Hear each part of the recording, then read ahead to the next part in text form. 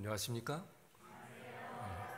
오늘도 이렇게 함께 하신 우리 모든 성도님과 또 초청받아서 오신 분들, 또 영상으로 함께 하시는 모든 분들을 환영합니다. 우리 하나님께서 여러분들에게 큰 은혜와 축복을 오늘도 충만히 허락해 주시길 바랍니다. 이렇게 우리 사랑하는 자녀가 참 아름다운 달란트로 이 젊을 때 하나님을 저렇게 찬양하는 모습이 얼마나 아름답습니까? 하나님께서 큰 복을 주시기를 바랍니다.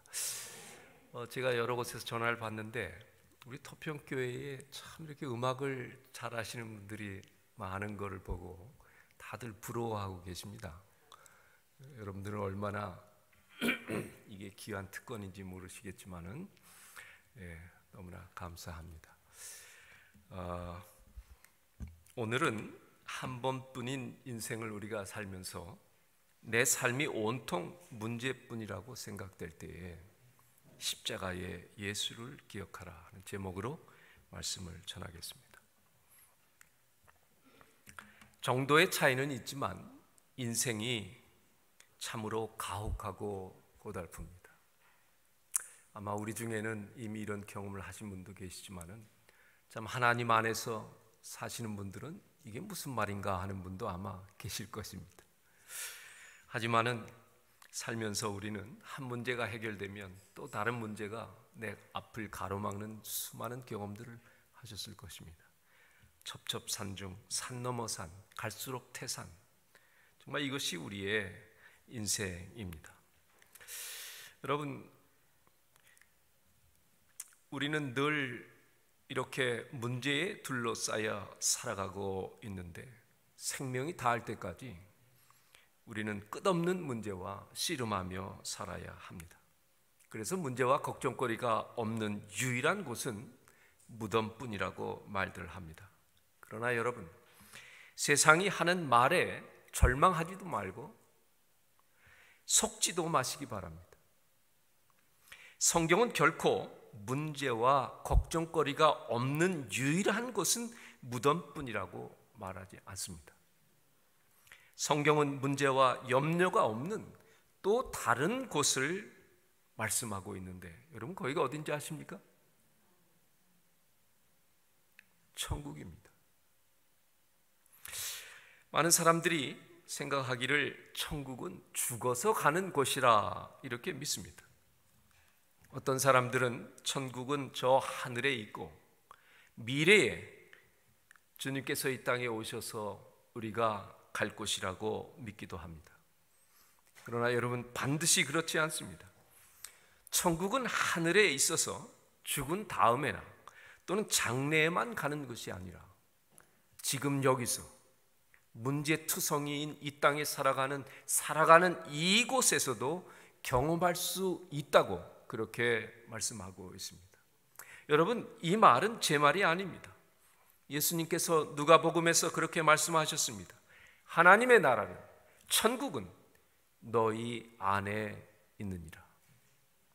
내가 하나님께 속해 있고 하나님께서 나의 생각과 삶을 온전히 다스리시면 그 안에 내 안에 천국 즉 하나님의 나라가 있는 것입니다.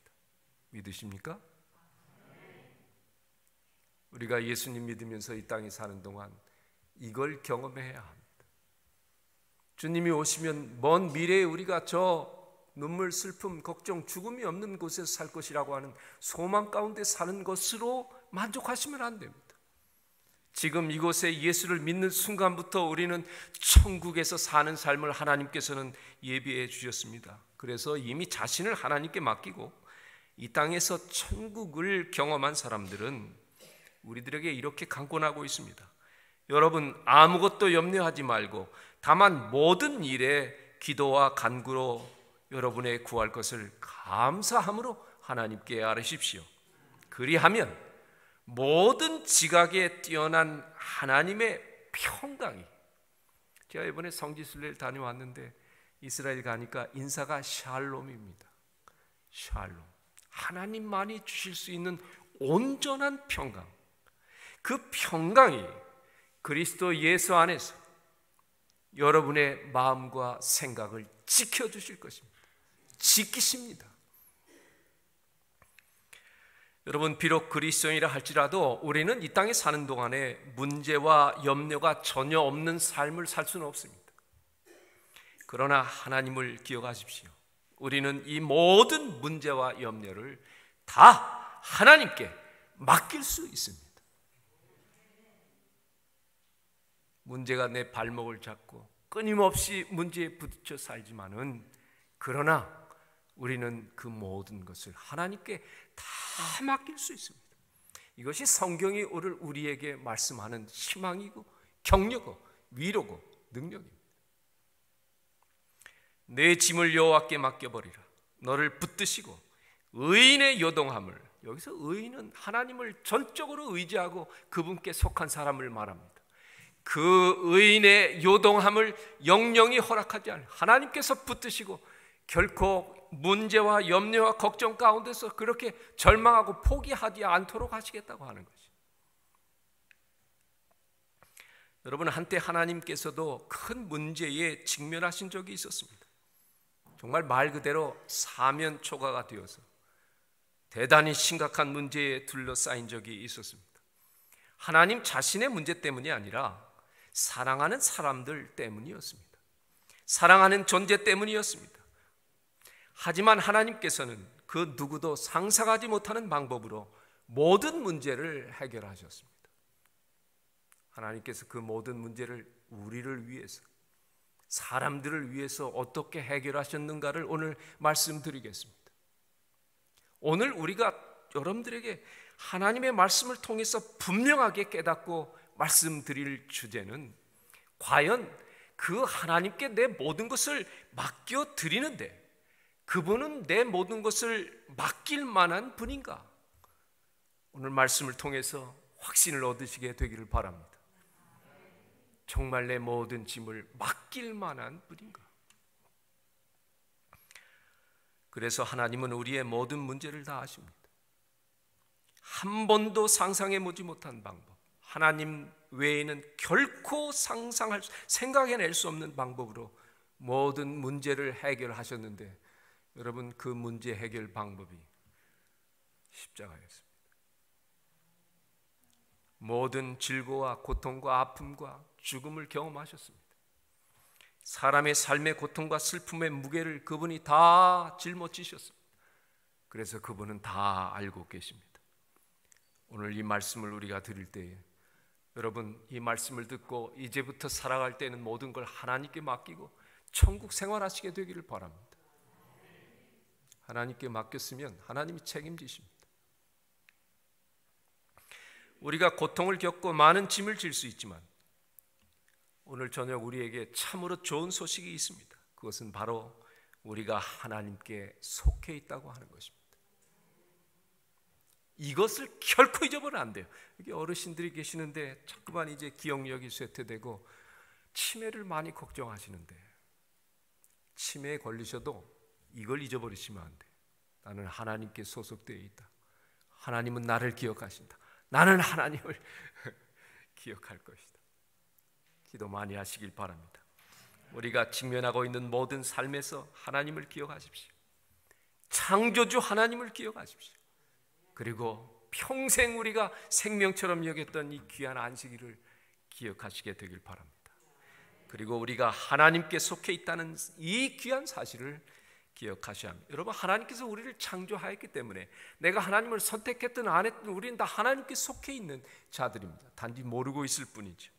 시편 100편 3절에 여호와가 우리 하나님이신 줄 너희는 알지어다. 그는 우리를 지으신 자시요 우리는 그의 것이니 그의 백성이요 그의 기르시는 양이로다. 그렇습니다. 우리는 하나님께 속해 있습니다. 여러분, 사람의 가치는 그가 누구에게 속해 있느냐고 결정된다고 합니다. 맞는 말씀입니다. 우리는 이 우주를 창조하신 하나님께 속해 있습니다. 우리는 그의 형상을 따라 창조되었습니다. 얼마나 놀라운 창조입니까? 하나님의 창조는 완벽했습니다. 여러분, 저와 여러분의 모습이 달라도 이 모습이 하나님께서 나를 가장 완벽하게 창조하신 작품이라고 믿으셔야, 이게 그리스도인인 것입니다. 하나님의 창조는 그렇게 완벽했습니다. 하나님께서 아담과 하와를 창조하실 당시에는 고통도 없었고 죽음도 없었습니다. 하나님께서 그들에게 복을 주시고 능력을 주셔서 행복하게 하셨고 만물을 다스리도록 하셨습니다. 그러나 성경을 읽어보면 거기까지였습니다. 지금은 그 당시와 너무나 다른 세상이 되어버리고 말았습니다. 오늘 저녁 우리는 두 가지 질문의 답을 찾을 것입니다. 하나는 왜 세상이 이렇게 되었으며 왜 사람은 고통스러운 문제를 안고 살다가 결국 죽을 운명에 처하게 되었는가입니다. 그리고 다른 하나는 과연 하나님께서는 사람들이 타락한 이후에 그들을 위해서 무엇을 하셨는가입니다. 하나님께서 인생에게 생명을 주셨습니다. 그러므로 그분은 우리에게 생명을 준 아버님입니다. 여러분, 성경에서 하나님을 아버지라고 부르는 가장 큰 이유는 그분이 우리에게 생명을 주셨기 때문입니다. 그러므로 아버지 되시는 분이시라면 그냥 있을 수 없었을 거예요. 뭔가를 하셨어야 했습니다. 하나님께서는 일생 동안 고생하며 수고하는 사람들을 위해서 무엇인가를 해야 했습니다. 결국 고생하다가 한 줌의 흙으로 돌아가는 사람들을 위해서도 어떤 일을 하죠? 사는 동안을 위해서는 뭘 하셔야 하고, 그 다음에 죽은 운명에 처해서 죽은 다음에 그 죽은 사람을 위해서도 뭔가를 하셔야 했어요. 이 두 국면에서 우리 하나님께서는 어떤 일을 하셔야 했고 무엇을 하셨습니다. 어제 말씀드린 대로 하나님께서는 우리가 사는 동안에 참 고생하며 수고만 하는 불행한 사람들을 위해서 안식일을 주셨다고 그렇게 배웠습니다.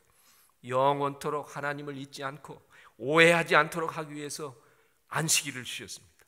안식일을 주셔서 모든 사람과 가축까지도 일곱째 날 안식일에는 쉬도록 하셨습니다. 여러분, 브라질에 가면 토요일에 쉬는 새가 있다는 걸 아십니까? 저도 누구에게 들었어요. 제가 직접 본 건 아니에요. 깜짝 놀랐습니다. 우리가 몰라서 그렇지 아마 제 믿음으로는 그 이야기를 듣고 나서 우리가 그동안 그걸 몰랐구나. 가축도 쉬게 하셨는데 가축이 아닌 많은 동물들은 아마 그들은 하나님을 잊지 않고 하나님의 말씀에 따라서 그렇게 자연스럽게 순종하며 살 것인데 하나님께서 그들에게 그런 쉼을 주시리라고 믿습니다. 안식일에 사람뿐만 아니라 육축까지도 쉬게 하심으로 창조주 아버지로서의 책임 있는 모습을 다 드러내셨습니다. 하지만 어제 우리는 안식일의 쉼이 단순히 육체적인 쉼만을 의미하지 않는다는 것을 배웠습니다. 안식일은 하나님을 기억하라고 사람에게 주신 최고의 선물이라고 말씀드렸습니다. 하나님을 위하여, 하나님을 사랑하여 안식일을 지키는 자들은 그래서 하나님께 소속된 자들입니다. 그래서 하나님께 소속된 자들은 비록 수고와 슬픔뿐인 이 세상을 살고 있지만 하나님께서 내 대신 이루어 주시고, 여러분 금요일에 할 일이 태산 같은데 가게 문을 내리고 교회에 오면 내가 이뤄야 할 것 이렇게 태산 같은데 믿음으로 닫고 교회에 오면 하나님께서 내가 이루는 것보다 더 아름답고 완벽하게 이루실 걸 믿습니까? 우리가 그 믿음 때문에 어렵지만 안식일을 지키는 거 아닙니까? 그렇습니다. 하나님께서 더 완벽하게 하나님의 방식으로 대신 이루어 주십니다. 그리고 싸워주어 승리하게 하십니다. 진정한 행복과 기쁨의 삶을 살도록 하시는 것입니다. 이게 제7일 안식일 예수 재림 교회, 제7일 안식일을 지키며 예수의 믿음을 지키고 주님의 재림의 소망을 가지고 사는 사람들을 위해서 하나님께서 그려놓으신 모습입니다. 저는 저와 여러분이 모두 그런 반열에서 주님 오시는 그날까지 천국과 같은 삶을 사시게 되기를 간절히 소망합니다. 그렇다면 하나님께서는 죽을 운명에 놓여 있는 사람들을 위해서는 무엇을 하셨습니까? 여러분이 그 답을 듣기 전에 먼저 왜 사람들이 죽을 운명에 놓이게 되었는지를 잠깐 말씀드리겠습니다. 하나님께서 아담과 하와를 창조하셨을 당시에는 고통도 없었고 죽음도 없었습니다. 모든 것이 완전하고 아름다웠습니다. 그러나 하나님께서는 그들이 법 없이 살도록 하지 않으셨습니다. 하나님 나라의 시민이 된 그들은 하나님 법 안에서만 안전하고 행복할 수 있었기 때문입니다. 하나님께서는 그들이 행복하기를 원하셨기 때문에 단 한 가지 지시사항을 주셨습니다. 여러분, 결코 어려운 지시사항이 아니었습니다. 하나님께서 수많은 종류의 과실을 주셨으며 모든 것을 그들에게 주셨는데 한 가지만은 금하셨습니다. 모든 것을 먹어도 돕고 취하들고 다스리고 모든 걸 다 할 수 있지만 그러나 한 나무의 열매는 금하셨습니다. 그리고 내 말을 믿지 못하고 내가 먹는 날에는 정령 죽으리라고 덧붙이셨습니다. 그러나 일이 일어났습니다. 하나님께서는 그들을 사랑하셔서 그들에게 자유롭게 선택할 수 있는 자유의지를 주셨는데 내가 원하는 것을 선택할 수 있게 하신 것입니다. 이 선택권은 여러분 하나님께서 사람에게 주신 최고의 능력이요 선물이라는 사실을 믿으시게 되길 바랍니다. 대단히 중요한 선물입니다. 하나님께서는 그들에게 기본적인 정보를 주셨습니다. 이것은 좋고 저것은 이러니 내가 선택하라고 하신 것입니다. 그런데 무슨 일이 일어났습니까? 우리 잠깐 좀 복습을 합시다. 창세기 3장부터 보시면 이미 좀 아시는 말씀이겠지만은 여호와 하나님의 지으신 들짐승 중에 뱀이 가장 간교하더라. 사탄이 뱀에게 들어갔습니다.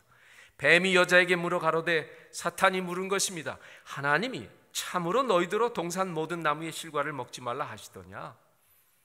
여러분, 뱀 속에 들어간 사탄이 하와를 미혹하려고 지금 어떤 수작을 부리고 있습니다. 하나님께서는 너희는 모든 과일을 다 먹을 수 있다. 그러나 이것만은 안 된다고 하셨는데 사탄이 하와를 미혹할 때는 하나님께서 동산의 모든 나무의 실과를 먹지 말라고 하더냐? 이렇게 묻습니다.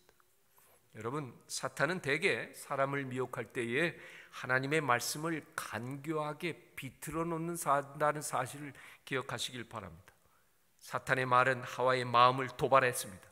하와는 즉시 사탄에게 대답했습니다. 여자가 뱀에게 말하되 동산 나무의 실과를 우리가 먹을 수 있지만 동산 중앙에 있는 나무의 실과는 하나님 말씀에 너희는 먹지도 말고 만지지도 말라 너희가 죽을까 하노라 하셨느니라. 하나님께서는 동산 중앙에 있는 나무를 먹으면, 나무의 열매를 먹으면 죽는다고 하셨지만 사탄이 뭐라고 이야기했습니까?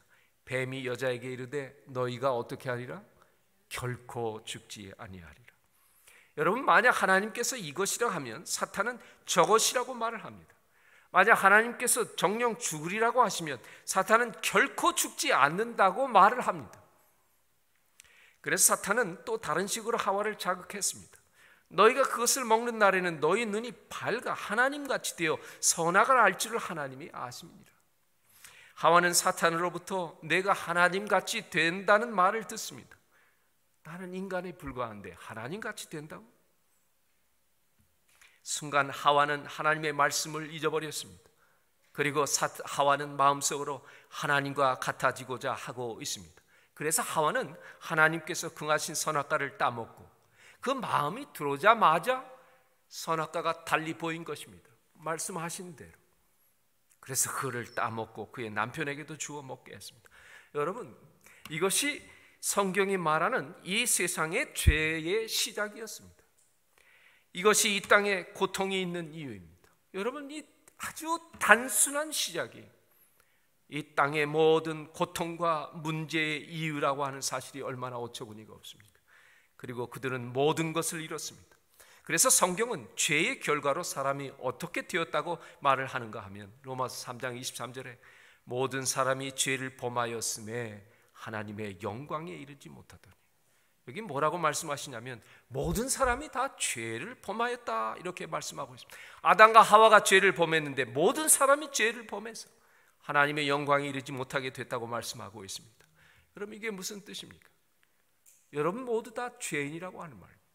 저도 죄인입니다. 여러분 모두가 다 죄인이고 저도 죄인인 것처럼 아무도 이 땅에 죄 없는 사람이 없다고 하는 말입니다. 여러분, 이거 얼마나 중대한 문제입니까? 사람들이 이 결과에 동의하려고 하지 않습니다. 죄는 아담과 하와가 지었는데 왜 우리가 모두 죄인이 되어야 하느냐고 묻습니다. 여러분, 왜 모든 사람이 죄인이 되었습니까? 왜냐하면 뱀의 유혹에 넘어가 잘못된 선택을 함으로 아담과 하와는 에덴으로부터 추방되어서 하나님과 단절되게 되었습니다. 더 이상 하나님을 볼 수 없게 되었습니다. 하나님으로부터 영생을 누릴 수 있는 기운을 얻을 수 없게 되었습니다. 그 다음에 그런 모든 인류의 조상이 되었습니다. 미국으로 이민 가서 그곳에 시민이 된 다음에 아이가 태어나면 미국 시민이 되는 것처럼 하나님과 단절된 상태에서 죄된 세상에 태어난 이 땅의 모든 인류는 그렇게 죄인이 되었고 죽을 운명이 되었습니다. 여기 좀 더 이해하기 쉬운 예가 있습니다. 필리핀 수도 마닐라에 가면 톤도라고 하는 쓰레기 마을이 있어요. 서울 한복판 옆에, 한강 옆에 이런 곳이 있다고 생각하시면 됩니다. 몇 년 전에 한국이 쓰레기를 그곳에 수출해, 세계의 쓰레기가 다 그곳에 수출이 돼요. 그러면 그 쓰레기를 분리해서 쓸만한 것을 다시 팔아서 생계를 유지하는 것입니다. 그러니까 집집마다 쓰레기가 산더미 같이 쌓이고 모든 사람들은 다 그곳에서 쓰레기와 더불어 운명을 같이 하며 삽니다. 수십 건씩 강력범죄가 발생이 되고 수많은 사람들이 질병으로 고통을 당하고 있는 정말 지옥 같은 곳입니다. 우리가 볼 때에 모든 것이 문제요 비정상적입니다. 그러나 그들은 아무렇지도 않게 살고 있습니다. 하나님의 시선에는 지금 우리 인간들의 삶이 이와 같을 것입니다. 그런데 그 쓰레기 마을에서 아이들이 태어납니다. 이 아이들은 쓰레기 더미에서 태어나 그곳에 자라고 그것이 전부인 줄 알고 그렇게 삽니다. 쓰레기와 함께 사는 것이 그들의 운명이 되어버리는 것입니다. 우리 모든 사람들의 운명도 이와 똑같다고 하는 것입니다. 하나님과 단절된 채의 죄라고 하는 쓰레기, 문제라고 하는 정말 감당할 수 없는 그런 모든 더미 위에서 태어나고 그렇게 살다가 우리는 죄인으로 죽는 것입니다. 로마서 1장 28절 32절에 보면 사람들이 하나님을 마음에 두기 싫어하였기 때문에 쓰레기 같은 모습으로 어떻게 변화했는지를 이야기하고 있습니다. 읽어보면 21가지나 되는 온갖 추악한 죄의 쓰레기가 마음에 가득해서 악을 행하고 산다고 말하고 있습니다. 그러니 삶의 고통이 끝이 없고 세상의 문제가 끝이 없는 것입니다. 죄된 인간에게 더 이상 희망은 없어 보입니다. 비록 우리가 살면서 아무 걱정 없이 지고 살고 있지만 그러나 우리는 다 희망이 없는 죄인일 뿐입니다. 그래서 성경은 선언합니다. 죄의 삭은 사망이에요. 여러분의 종교가 무엇이든지 상관없이 여러분이 하나님을 믿든 믿지 않든지 여러분 배경이 어떠하든지 상관없이 우리 모두는 다 죽을 운명입니다. 이 사실을 누구도 부인할 수 없고 피해갈 수 없습니다. 그런데 사람들이 살면서 착각하는 것이 하나 있습니다. 꽤 선하게 착하게 사는 사람들이 하는 착각입니다. 나는 살면서 착하게 살았으니까 죄인이 아니라고 그렇게 주장을 합니다. 그러나 대단히 큰 착각입니다. 왜냐하면 사람은 결국 다 죽기 때문에 그렇습니다. 그래서 모든 사람이 죄인인 것입니다. 만약 어떤 도움이 없다면 우리 모두는 다 죽어 멸망할 것이고 또 멸망받을 것입니다. 우리는 죽기를 결코 원치 않습니다. 그래서 아프면 그냥 병원으로 달려갑니다. 여러분 왜 횡단보도 걷을 때 좌우를 돌아봅니까? 죽기 싫어서 그런 거 아닙니까? 뭐 어렵게 생각할 거 없어요. 왜 많은 돈을 들이고 교수에게 특진을 받으려고 합니까? 안 죽으려고 그런 거 아니에요. 다 싫어해요. 모든 사람들이 예외 없이 죽기를 원하는 사람은 아무도 없습니다. 아무도 죽고 싶지 않아요. 그러나 죄의 삭은 사망입니다. 제가 20살 때에 저희 아버님이 한 65세도 되기 전에 돌아가셨기 때문에 뭐 이게 유전적인 것이 있나 하고 70살만 살면 좋겠다 이렇게 생각했어요. 그 앞으로 몇 년 더 살면 됩니까? 20살 때 그 생각을 했으니까 50년 더 살 수 있어요. 근데 제가 죄송합니다마는 오늘 깜짝 놀랐어요. 저희 말씀을 준비한 제가 60이 넘었어요. 그 62입니다. 그러니까 70 죽는다고 하면 8년 남았어요. 가만히 보니까 우리 여기 은사님이 계신데 우리 은사님이 지금 한 90 되셨나요? 네. 근데 80을 넘게 사시는 분들이 많아요. 야, 그러면은 80까지 산다고 그러면 10년이 더 연장된 거죠. 지금 8년 남았는데 이제 한 18년 정도 남은 것입니다. 성경이 말하는 사망은 그러나 여러분 이렇게 단순하게 이 땅에서 살다가 죽는 죽음만을 의미하지 않는다는 것을 우리가 알아야 합니다. 여러분, 성경이 말하는 사망이란 아무런 희망이 없이 죽는 영원한 죽음을 말하는 것입니다. 성경은 두 번의 죽음에 대해서 언급하고 있습니다. 이 모든 결과가 아담과 하와의 잘못된 선택으로 인해서 시작이 되었습니다. 그와 하나님과 단절된 상태로 태어난 모든 사람들은 죄인이 되었고 죽을 운명이 되었습니다. 많은 사람들이 묻습니다. 만약 고통과 죽음이 잘못된 선택에서 비롯되었다면 왜 하나님께서는 아담과 하와에게 선택권을 주시지 말지 왜 선택권을 주셔서 이렇게 고통을 당한 이런 세상이 되도록 하셨는가? 여러분, 그 질문의 답을 여러분 갖고 계십니까? 어떤 때는 내가 직접적인 이 문제의 중심에 서게 되면 제일 먼저 떠오르는 생각이 아마 그 생각일 거예요. 아무리 하나님께 기도해도 하나님의 응답은 없는 것처럼 느껴져요. 이 문제를 어떻게 해야 할지 모르게 울며 하나님과 기도할 때 사탄이 계속해서 우리 마음속에 하나님께서 왜 그렇게 하셔가지고 그냥 영원히 행복한 세상으로 살도록 하시지 왜 이렇게. 저도 처음에 그랬는데 살아보고 말씀 보고 하나님의 은혜를 받으니까 하나님을 알고 둘은 몰랐구나 하는 생각을 했습니다. 여러분, 왜 하나님께서 그렇게 하셨을까요? 왜냐하면 하나님은 사랑이시기 때문에 그렇습니다. 여러분, 사랑은 결코 강요하지 않습니다. 사랑은 오직 선택에 의해서만 완성된다는 것을 나중에 알았어요. 그래서 여러분, 자녀를 키우실 때 여러분이 자녀 낳을 때 묻지 않고 낳으셨잖아요. 네? 은서야, 내가 널 낳을 거야 하고 물을 수도 없고 묻지도 않았어요. 그러니까 영원히 책임져야 하는 것입니다, 이 아이를. 근데 책임만 진다고 되는 게 아니에요. 오늘 이 말씀을 연구하면 우리 아이들에게 선택권을 줘야 합니다. 이 문제에 실패하기 때문에 대부분 자녀 교육이 실패합니다. 우리 한국 사람들은 더해요. 자녀를 내가 낳았기 때문에 내 소유요, 내가 모든 얘의 모든 선택을 내가 할 수 있다고 생각해요. 거기서부터 문제가 시작됩니다. 하나님 그렇게 하지 않으셨어요.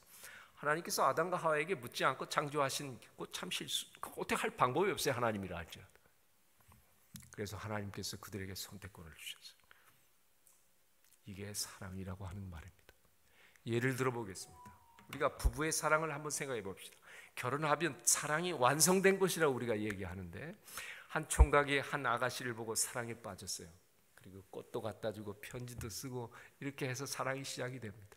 아내 이 여청년은 낌새를 채고 그 청년에 대해서 알아봅니다. 신뢰할 만한가? 정말 내가 모든 걸 맡기고 일생을 같이 할 만한가? 저 사랑을 받아들일 것 말 것인가를 그가 탐지합니다. 그리고 여러 루트를 통해서 알아봅니다. 그러다가 조금의 신뢰가 가면 이제 데이트가 시작이 되죠. 그러다가 함께 있고 싶어서 결혼을 하게 됩니다. 여러분, 이와 마찬가지로 부부의 사랑은 구애하고 그 구애를 받아들이느냐 안 받아들이느냐의 선택에 의해서, 만약 선택된다고 하면 사랑이라는 것이 완성되는 것입니다. 여러분, 이거이 사랑인 것입니다. 그러나 만약에 이 사랑의 완성이 그렇게 되지 아니하고 강요되거나 강제로 이루어졌다고 생각했을 때 얼마나 무서운 결과가 일어나는지를 성경은 사무엘하 13장에서 이렇게 이야기하고 있습니다. 암논이라고 하는 다윗의 아들이 있었어요. 그리고 여기에 보면 배다른 이복 여동생 다말이라고 하는 압살롬의 누이가 있어요. 암논과 이 다말은 이복이 오누이지가 아닙니다.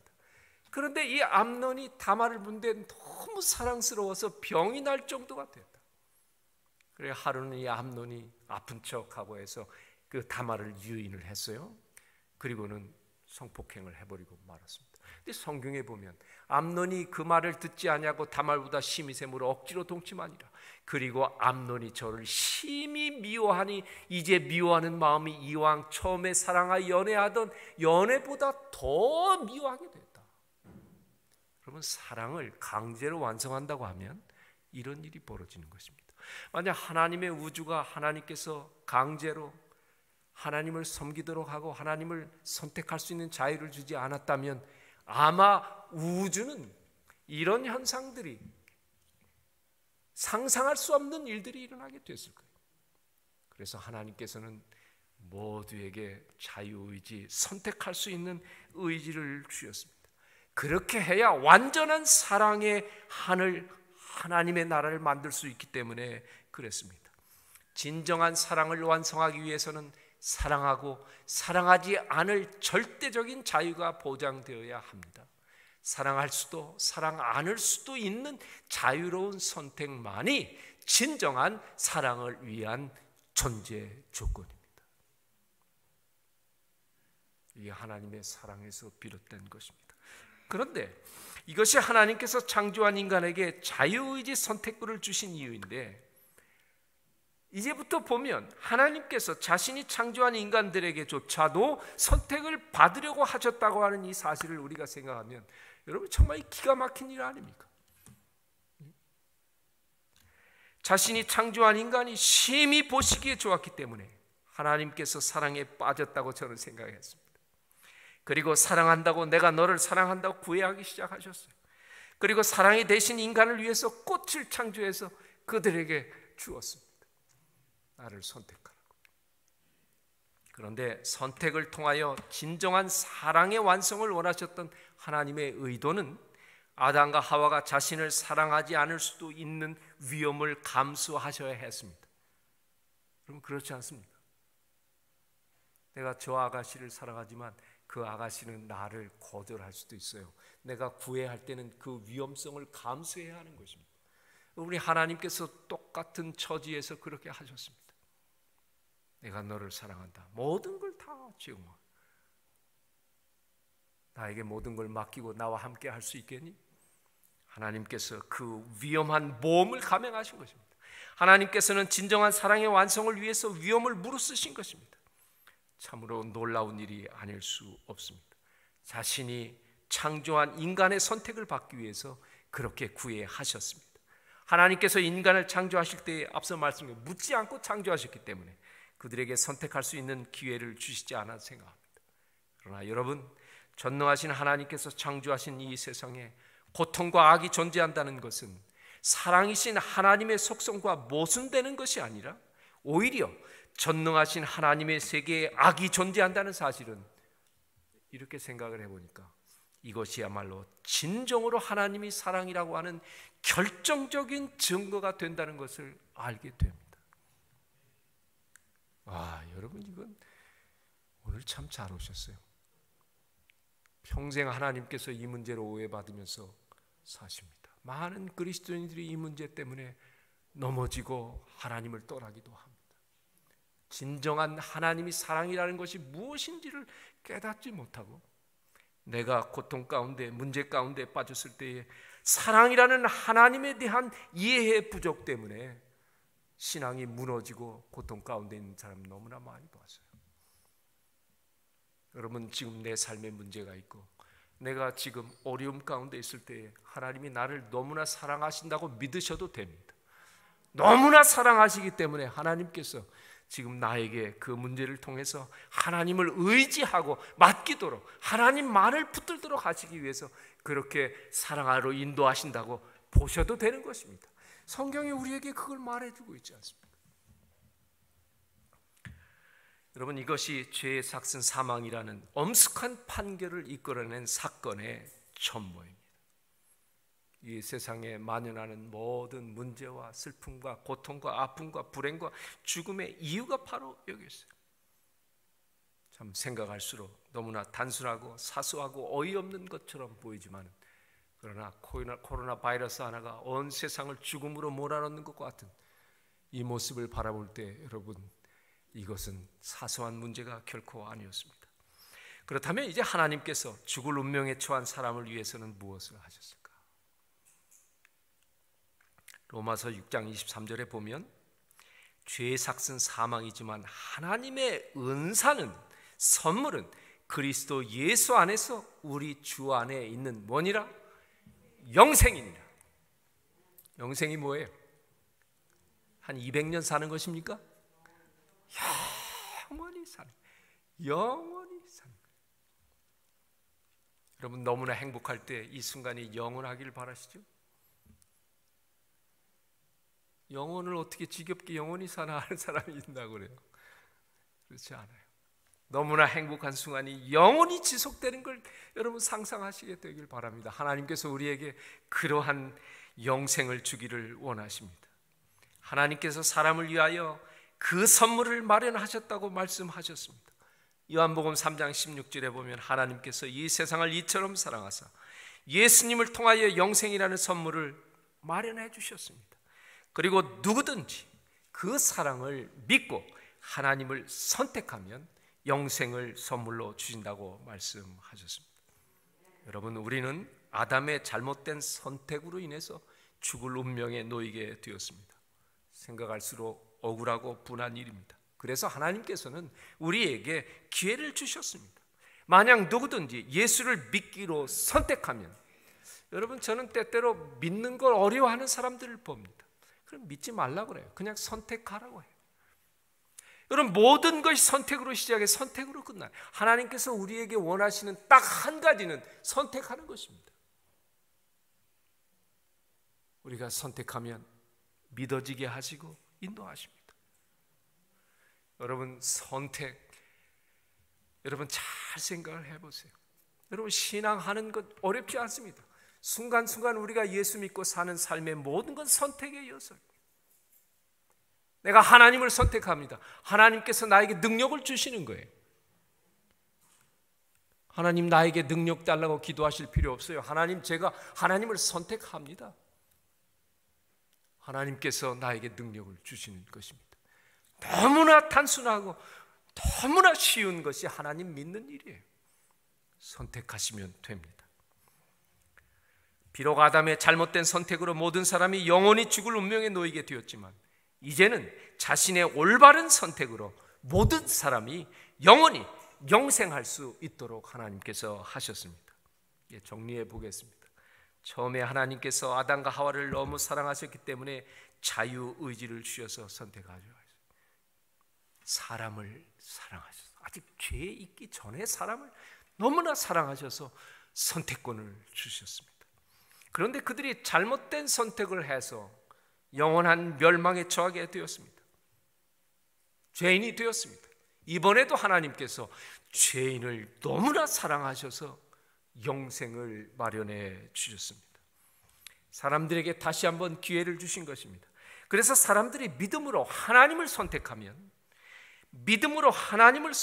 하나님께서 함께 영원한 영생을 얻게 하신다고 하신 것입니다. 이것이 하나님께서 하신 일입니다. 누구든지 믿음으로 하나님을 기억하여 하나님을 선택하면 영원한 행복과 생명을 누리게 된다는 것입니다. 오늘 여러분의 사랑의 하나님께서 사랑 때문에 행하신 놀라운 일에 대하여 들으셨습니다. 성경은 분명하게 말씀합니다. 모든 사람의 운명은 이제 자신의 선택에 달려있다고 말씀합니다. 영원한 사망에 처할 것인가, 영원한 영생을 누리며 살 것인가, 다 나의 선택에 달려있다고 말씀합니다. 사람들은 양당간에 선택할 때에 미래를 알 수 없기 때문에 주저하면서 믿을 만한 정보에 의존합니다. 신앙도 마찬가지입니다. 사람들은 정말 영생이 있는지를 알 수 없기 때문에, 정말 천국이 있을까? 정말 하나님이 있는가? 알 수 없기 때문에 예수를 믿고 영생을 얻는 일을 선택하기를 주저합니다.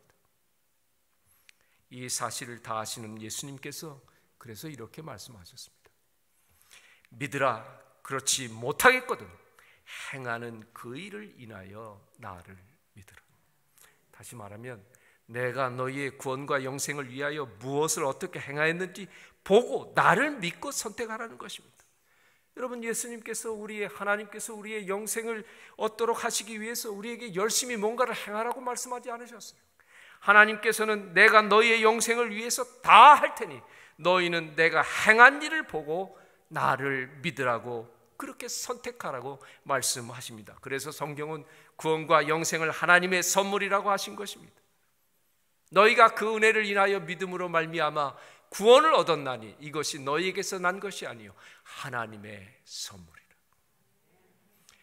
행위에서 난 것이 아니니 내가 열심히 무언가를 해서 얻은 것이 아니라, 왜냐하면 누구든지 자랑치 못하기 때문이다. 자랑할 것이 없는 사람을 하나님께서 구원하시는 것입니다. 하나님을 선택한 자를 구원하시는 것입니다. 여러분 기억하십시오. 영원한 사망과 영원한 생명은 모두 다 선택의 결과입니다. 하나님의 사랑을 거절하면 영원한 사망이지만 하나님이 사랑을 선택하면 영생인 것입니다. 여러분, 아담이 영원한 사망을 선택한 것은 하나님의 사랑을 거절한 것입니다. 여러분 생각해 보세요. 하나님께서 아담과 하와를 처음에 창조하셔서 그들을 위해서 무엇을 어떻게 해주셨는지 여러분 한번 생각해 보세요. 아담과 하와가 준비하거나 그가 한 일이 아무것도 없어요. 마치 곧 태어날 아기를 위해서 부부의 사랑이 모든 걸 준비하는 것처럼 하나님께서 아담과 하와를 위해서 다 준비하셨습니다. 그리고 최고의 사랑의 선물인 선택권까지 주시면서 나를 선택하라고 했어요. 아담과 하와가 하나님의 사랑을 거절한 것입니다. 하나님의 사랑을 거절한 것입니다. 우리의 선택도 마찬가지입니다. 첫 인간 아담과 하와를 위해 필요한 모든 것을 마련해 주시고 사랑으로 선택하도록 하신 것처럼 우리가 구원을 얻고 영생을 누리도록 하기 위해서 하나님께서는 모든 것을 사랑으로 행하셨고 우리에게 최고의 선물인 역시 선택권을 주고 계십니다. 하나님이 다 해놓으셨어요. 이제 선택만 하라고 하는 것입니다. 자신 있으십니까? 오늘 이 자리에 오신 분들은 그렇게 잘 선택하신 분들입니다. 사는 동안에 많은 문제와 어려움이 있을 때에 사랑으로 모든 걸 위해 준비하시고 맡기라고 하시는 이 하나님, 여러분 이제 맡길만 하십니까? 이런 분이라면 다 맡길 수 있습니까? 맡겨보세요. 하나님께서 인도하실 것입니다. 하나님께서 가장 원하시는 최고의 길로 마침내 그 사람뿐만 아니라 그에 관계된 모든 것이 영원토록 하나님의 나라에서 영생을 누리도록 하는 방식으로 하나님께서 그를 인도하실 것입니다.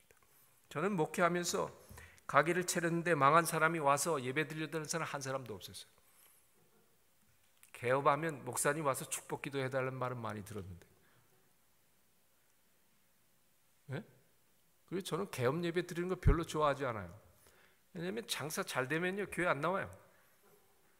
화요일날 금요일날 잘 나오다가 장사 잘 돼 보세요, 안 나옵니다. 그리고 가게 앉아서 지나가는 손님 바라보면서 다 그게 돈으로 보여요. 왜 우리 가게에 들어오지 않나요? 신앙에 도움이 하나도 안 돼요. 철저한 믿음으로 준비되지 않으면 자칫하면 넘어지는 것입니다. 힘차게 시작했는데 일이 잘 안 됐어요. 하나님께서 이 일은 내가 하늘 가기에 어려운 길로 생각하셔서 막으시는구나. 목사님 초청해서 목사님 제가 망했어요. 하나님께서 나로 천국 가도록 하기 위해서 하신 것 같아요. 감사 예배 드립시다. 한 사람도 못 봐요. 한 사람도. 이거 웃을 일이 아니죠.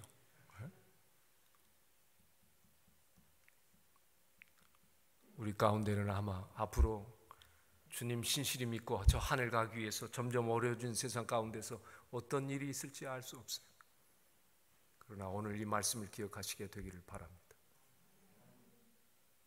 믿음으로 우리가 하나님께 영원한 영생을 위해 선택했다면, 하나님께 다 맡겼다면 하나님이 인도하시는 길이 최선의 길, 나를 위한 최선의 길이, 그분은 차선을 사용하지 않으십니다.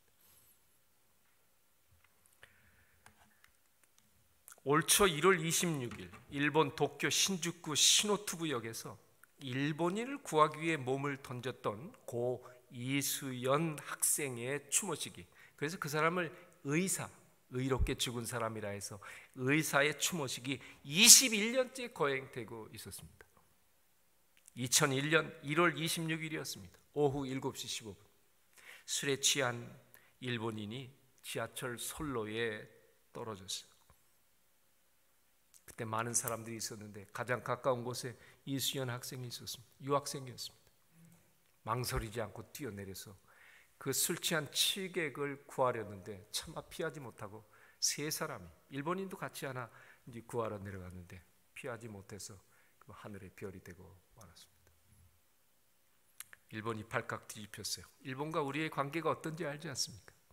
근데 일본인을 구하기 위해서 한국인이 뛰어들었다. 이건 놀라운 일이었습니다. 이 일이 한일 양국 관계를 개선시켜줬어요. 21년 동안 굉장한 일들이 있더라고요. 제가 보니까 있었더라고요. 여러분, 그날 지하철역에는 추락한 취객을 구하기 위해서 선로로 뛰어들 수 있었던 수많은 사람들이 있었습니다. 이수연이라는 학생에게만 특별한 능력이 있었기 때문에 그 사람만 뛰어내릴 수 있는 상황이 아니었어요. 누구나 뛰어내릴 수 있는 능력이 있었습니다.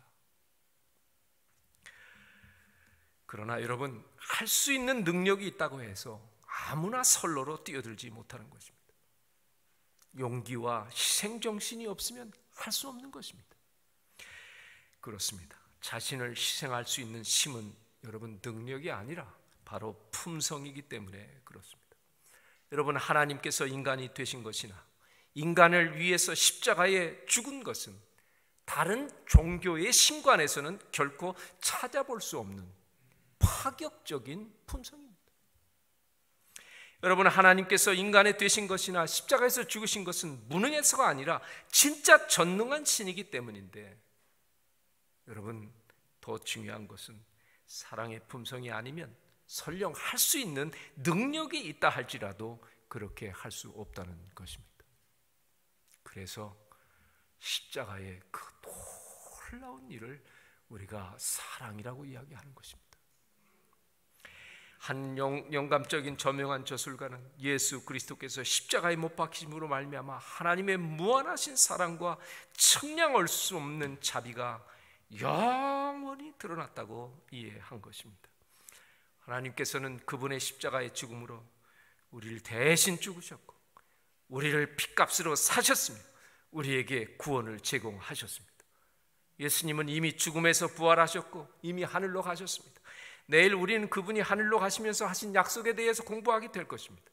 여러분, 우리가 구원을 받는 유일한 길은 예수 그리스도를 믿고 그분을 영접하기로 선택하는 것입니다. 저는 오늘 저녁에 죽을 수밖에 없는 우리를 위하여 하나님께서 무엇을 하셨는지 말씀드렸습니다. 아직도 하나님을 영접하고 믿기로 선택하는 것을 고민하는 분들이 계시다면 저는 호소합니다. 내가 너희를 위해서 무엇을 행하였는지를 보고 나를 믿을 수 없겠니? 그분이 오늘 우리에게 말씀하십니다. 우리 하나님께서 사랑으로 어떤 일을 행하셨는지 우리에게 말씀하셨습니다. 예수님께서 그렇게 살다 가셨을 때에 그걸 옆에서 목도했던 제자들이 있었습니다. 기가 막힐 거 아니겠습니까? 여러분, 이 기독교라고 하는 우리가 믿는 이 종교를 우습게 보면 안 됩니다. 어떻게 2000여 년 동안 이 기독교가 더욱 흥왕하게 되었을까요? 처음 기독교가 시작될 때에 그것은 부활하셔서 하늘로 승천하시는 그 하나님을 직접 목도한 사람들이 생명을 불사하고, 이야, 이 놀라운 복음을 전하지 않으면 안 되는, 제가 어떻게 표현할 수가 없어요. 여러분, 그렇게 자기의 생명을 다 바쳐서 그 신앙이 1년, 2년 지나서 오늘날 우리에게까지 전수된 것입니다. 지금 우리의 신앙과 기독교가 손가락질 다 하고 뜨뜻미징을 하고 별 얘기를 다 하지만, 그러나 우리의 기독교의 신앙은, 예수로 시작된 이 신앙, 생명과 순교로 시작된 제자들의 이 신앙은 그 뒤에 전도를 받고 침례를 받고 하나님 백성이 된, 그래서 오늘날 전 세계에 예수의 이름을 부르는 이 신앙은 그렇게 간단한 신앙이 아닌 것입니다. 저와 여러분이 지금 소속되어 있고 하나님께 소속된 이 신앙은 놀라운 것입니다. 여러분, 자다가도 벌떡 일어나서 하나님께 감사해야 될 신앙입니다.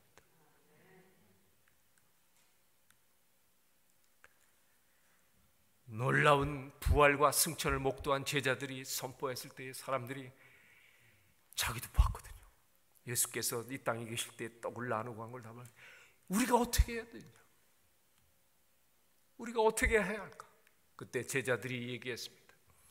너희가 회개하여 각각 예수의 이름으로 침례를 받고 죄 사함을 받으라. 침례 받고 예수님의 보혈로 죄 사함을 받고 이제는 의로운 사람으로 하나님 나라의 백성으로 살 수 있으니 그렇게 하라고 말씀했습니다. 그래서 사람들은 하나님의 말씀을 듣고 하나님을 믿게 되면 다 침례를 받는 것입니다. 하나님을 믿고 침례 받으면 구원을 얻는 것입니다.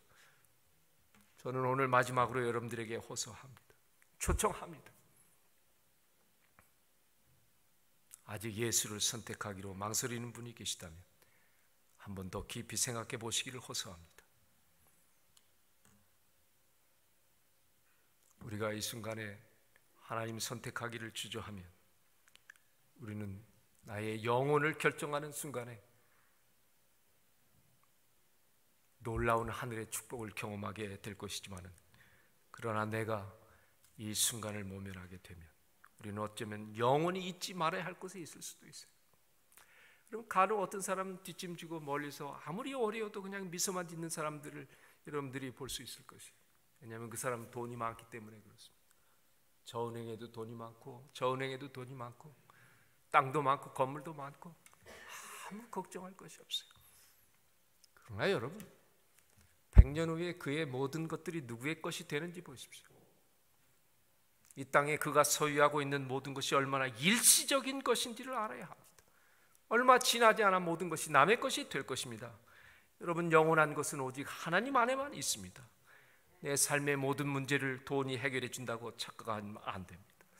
여러분 삼성그룹의 이병철 회장을 다 아실 것입니다.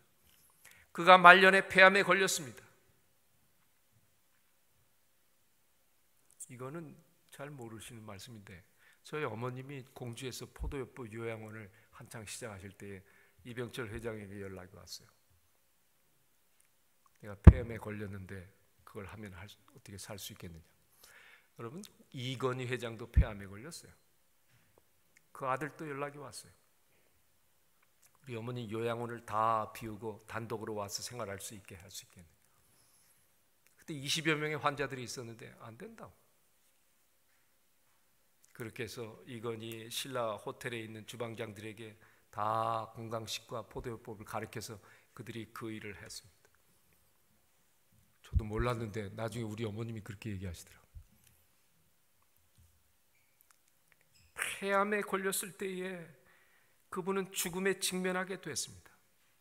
그런데 그가 돈으로 해결하지 안 되는 해결할 수 없는 문제에 부딪히게 된 것입니다. 그래서 그가 죽기 전에 성직자에게 질문을 했습니다. 이 동영상을 하나 좀 보실 텐데 제가 음성을 연결을 안 해서 그냥 이것으로 이렇게 한번 좀 보겠습니다.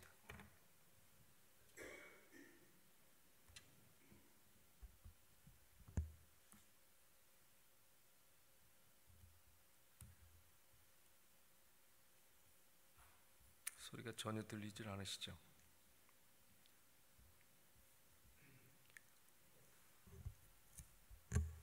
그가 죽음에 직면했을 때에 천주교의 한 신부에게 질문지를 보냈다고 그래요. 그것은 경영에 관한 이야기도 아니었고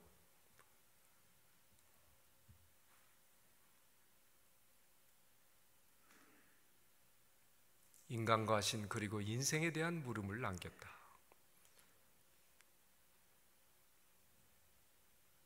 신의 존재를 어떻게 증명할 수 있는가? 신은 우주 만물의 창조주라는데 무엇으로 증명할 수 있는가? 성경은 어떻게 만들어졌는가? 그것이 하나님의 말씀이라는 것을 어떻게 증명할 수 있나? 영혼이란 무엇인가? 신이 인간을 사랑했다면 왜 고통과 불행과 죽음을 주었는가? 지구의 종말은 오는가?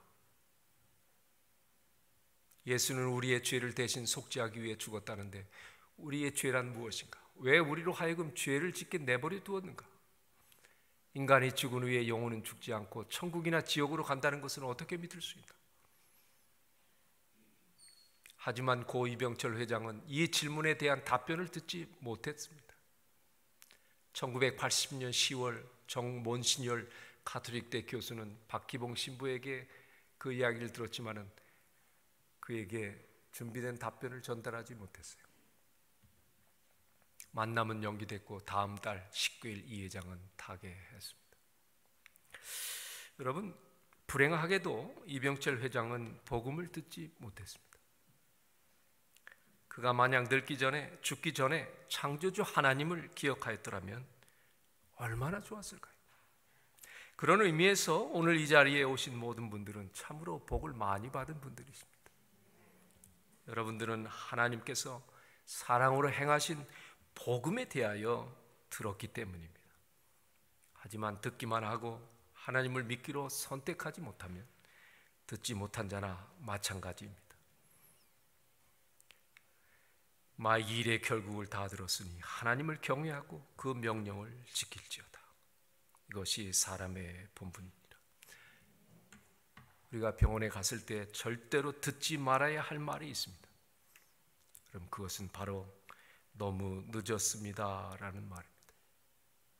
마찬가지로 영원한 생명을 결정하는 믿음은 당장 선택해야 하지 미루서는 안 됩니다.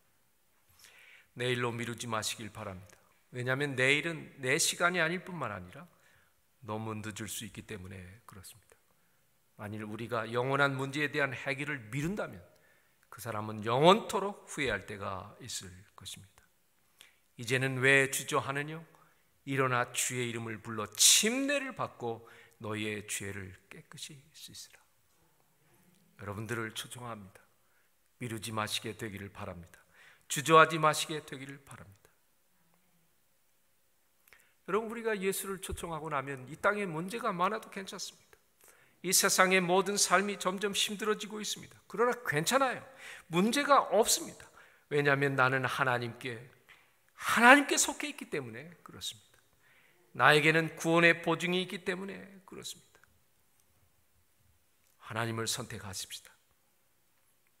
저는 여러분들이 예수님을 영접하여 마음을 열고 하나님께 모든 걸 드리시게 되기를 바랍니다. 하나님께서 여러분의 마음을 영생으로 인도해 주시기를 기도합니다. 이제 우리가 매일 저녁마다 퀴즈를 풀었는데